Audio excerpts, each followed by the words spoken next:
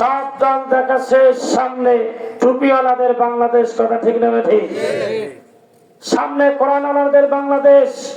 সূর্য যদি ওঠে থাকে নিশ্চিত, কোরআনের বিজয় এদেশে বাংলাদেশে একদিন হবে নিশ্চিত, কথা ঠিক না ঠিক?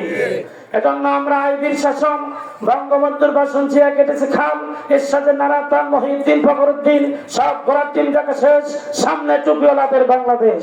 আগামীর সূর্য হবেন ইসলামের সূর্য, আগামীর সূর্য হবেন কোরআনের সূর্য, আগামীর দেশ হবেন ইসলামের বাংলাদেশ। এদেশে কোন নাস্তিক আর মুরতাদের ষড়যন্ত্র কায়েম হবে না, কারণ এদেশে তাওহীদি জনতা রাতের শেষ ভাগে তাহাজ্জুদে নামাজ পড়েন, সকালবেলায় বন্ধুর কাছে কোরআনের দাওয়াত দিয়ে যায়। এদেশের বিশ্ববিদ্যালয়গুলো আজ কোরআনের দরজায় ঘাঁটিতে পরিণত হয়েছে। টিকরাপ থেকে তেতুলিয়া, রূপসা থেকে পাতুরিয়া, সুন্দরবন থেকে বান্দরবান পর্যন্ত এদেশে কোরআনের রাজ কায়েম হবে ইনশাআল্লাহ। যেই জমিনে আসমান থেকে বৃষ্টি প্রবাহিত হয়, ওই জমিনটা ফসলের জন্য উর্বর হয়ে যায়। যেই জমিনে শহীদের রক্ত ঝরে, ওই জমিনটা কোরআনের রাজ কায়েমের জন্য উর্বর হয়ে যায়।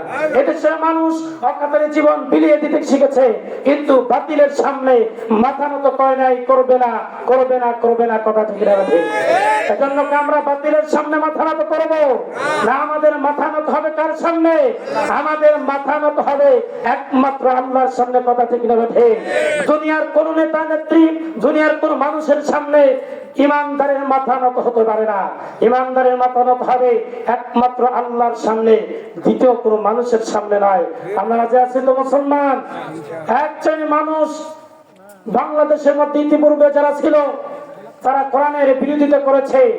যখন আমরা মঞ্চে উঠতাম, বিভিন্ন ভাবে কায়দা আমাদেরকে বলে দেওয়া হতো, ডাইরেক্ট ইনডাইরেক্ট, হুজুর এইভাবে আপনি কথা বলবেন, সরাসরি বলে দিত, আছে না নাই? কিন্তু আল্লাহ রাব্বুল আলামিন যুগে যুগে আপনি ইতিহাস দেখেন, নমরুদ ছিল, ফেরাউন ছিল, আবু জাহেল, উদ্বা সাহাবায়েরা যারা ছিল, যারা মানুষের উপর অন্যায়ভাবে জুলুম নির্যাতন করেছে, এই মানুষগুলোর নাম আজকে মুখে নিলে মানুষ ঘৃণার চোখে দেখে, কথা ঠিক না ঠিক? আজকেও যারা বাংলাদেশের মধ্যে যারা জুলুম নির্যাতন করেছেন, নিরহ মানুষের উপরে স্টিমরোলার চালিয়েছেন, যারা কোরআনের কথা বলেছেন, যারা কোরআনের পক্ষে জীবন দিতে চেয়েছেন, ওই সমস্ত মানুষগুলো যাদেরকে জেল জুলুম নির্যাতন শেষ করে দিতে চেয়েছেন, কিন্তু এরা শেষ হয় নাই, বরং এরা বিজয় লাভ করেছে। যারা এদেরকে শেষ করে দিতে চেয়েছেন, এদের নাম আজকে মুখে নিলে মানুষ ঘৃণা করে, কথা ঠিক না ঠিক? এজন্য যারা মানুষের উপরে অন্যায় জুলুম নির্যাতন করবে, যারা আল্লাহর সীমা লঙ্ঘন করবে, এদেরকে আল্লাহ বরদাস্ত করে না। এই জন্য আজকেও যারা কোরআনের বিরোধিতা করবে, আসলে এদের জন্মের মধ্যে ভেজাল আছে, কথা ঠিক না ঠিক? হুজুর সাল্লাল্লাহু আলাইহি সাল্লাম যখন কোরআনের বয়ান করতেছিলেন, ওয়ালিদ ইবনে মুগীরা তিনি ওই সময় হুজুরের বিরোধিতা করেছিলেন। তখন হুজুর সাল্লাল্লাহু আলাইহি সাল্লাম বলেছিলেন, এর জন্মের মধ্যে ভেজাল আছে। সঙ্গে সঙ্গে তিনি বাড়িতে চলে গিয়েছিলেন, বললেন, মা, আব্দুল্লাহর ছেলে মুহাম্মদ আজকে আমাকে যেই কথা বলেছে এটা কি সত্য? তার মার কাছে যখন জিজ্ঞাসা করেছে, আমার জন্মের মধ্যে নাকি ভেজাল আছে, তখন তার মা বলেছে, আব্দুল্লাহর ছেলে মুহাম্মদ যে কথা বলে এর মধ্যে কোনো সন্দেহ নাই, এটা 100% সত্য কথা। কারণ তোমার জন্ম হয়েছে, তোমার বাবার দ্বারা আমার জন্ম হয় না, তোমার এক রাখালের দ্বারা তোমার জন্ম হয়েছে।